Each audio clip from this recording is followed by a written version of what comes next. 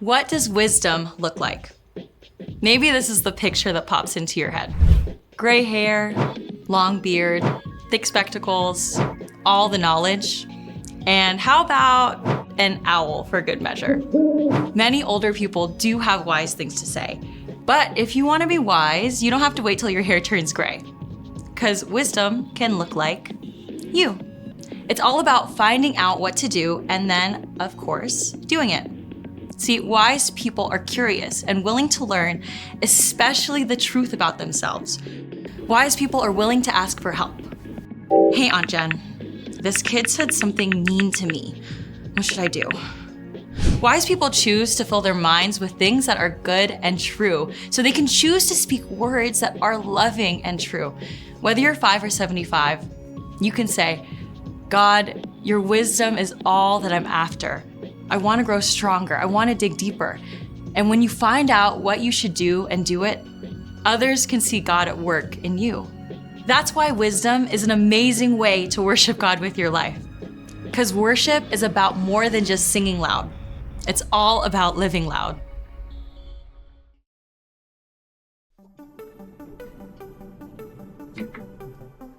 Hey, welcome to Storyland.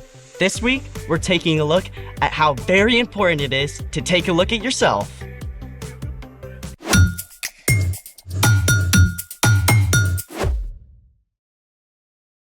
Hey, I'm Skylar. And I'm Sebastian. All month, we're talking about ways that we can grow in wisdom, just like Jesus did. Hey, it's a really good idea to do a mirror check before you go on camera. Good advice. You should take a look. Wait, me? You're talking about me? Yes. Well, what'd you have for lunch today? A BLT? Bacon, lettuce, tomato. Here, look.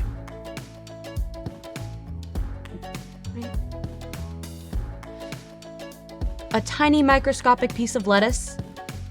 How'd you even spot that? Sharp eyes. I mean, it's good you've got me around to keep yourself from embarrassing yourself. Yeah, about that. Oh. Yikes. Maybe follow your own advice. I should have taken a closer look at myself. Sometimes we all need a closer look. Want to practice? I think I need to. Let's do it! Welcome to See It! It's the game where you have 15 seconds to see a unique sea creature! Oh, see like the ocean and see like you look at, oh. Yeah, we got it. You all can do this with us. Get ready.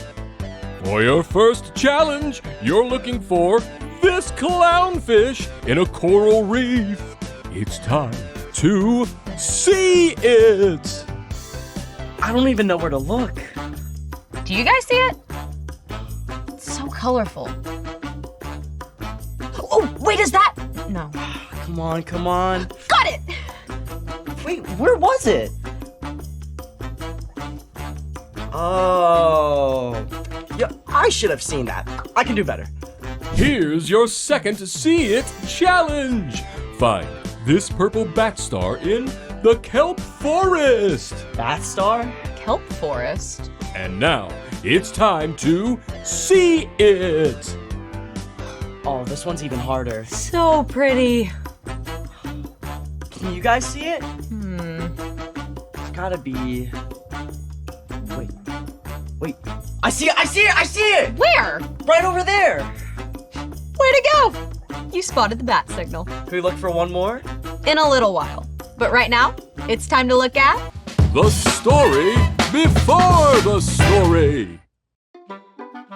Today, we're in the book of Matthew. Matthew is one of the 4 books called the Gospels. These books tell the story from the life of Jesus. Matthew was written down by one of Jesus' followers, a tax collector whose life was turned upside down by his friendship with Jesus. When Jesus was about 30 years old, he began to travel from town to town, teaching and healing. Everywhere Jesus went, big crowds gathered. Many sick people were desperate to be made well, and Jesus healed them. But Jesus also cared about people's hearts and minds. So, he showed them what it looks like to love God and love others. Which is where our story starts. Take it away. Hey everyone, I'm Jen. One day, early in his ministry, Jesus went up on a mountainside to teach his followers. Soon, a huge crowd gathered. The amazing truths Jesus taught during that time have come to be known as the Sermon on the Mount. Today, we're taking a look at one of these truths. Here goes. Do not judge other people. Then you will not be judged. You will be judged in the same way you judge others. You will be measured in the same way you measure others. You know the first thing that comes to my mind when I hear about judging? Order in the court. Jesus wasn't talking about the kind of judge who takes charge in court. Jesus was talking about us. One meaning of judge is to form a negative opinion about someone or something. And we judge people all the time, without even thinking of it. She's stuck up. She's kind of weird. He's so rude. It's easy to judge, but you don't know the whole picture. Maybe their parents were arguing at home. Maybe they're struggling in class or have a stomach ache. In fact, everyone you meet has their own story, just like you do. When you judge someone quickly, you're saying that their story doesn't matter, even though they are just as loved by God as you are. So Jesus told us not to judge others. After all, you don't want them to judge you either. Jesus went on to illustrate this with a pretty funny word picture.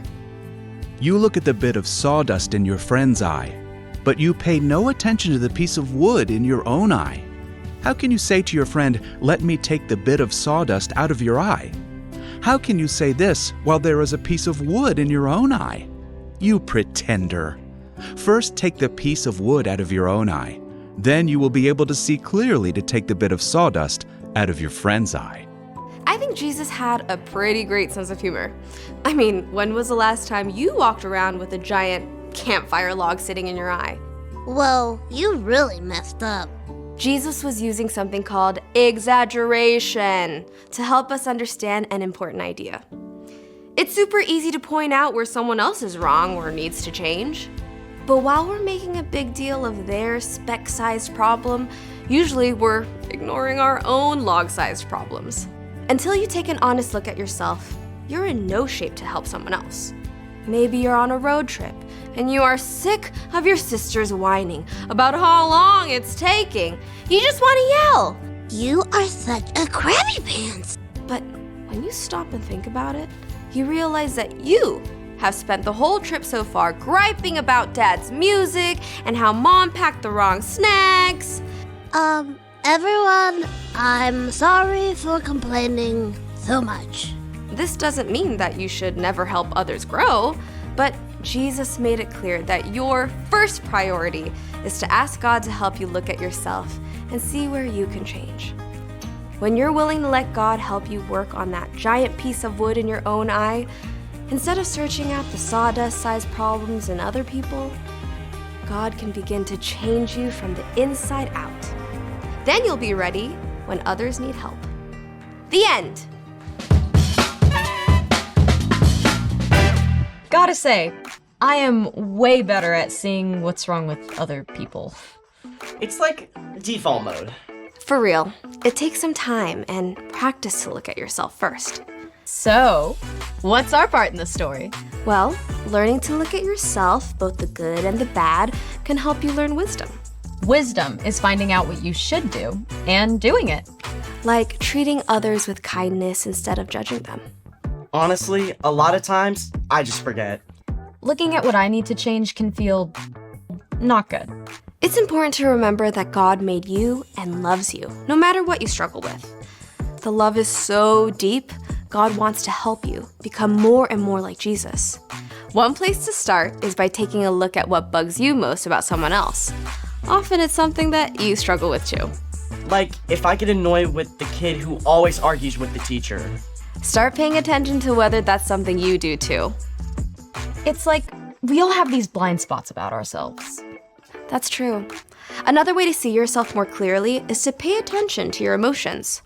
When you get angry or feel anxious, what's behind it? Big emotions can actually give you a clue to areas where you might need some help. Sometimes I find myself upset or on the edge and I don't even know why.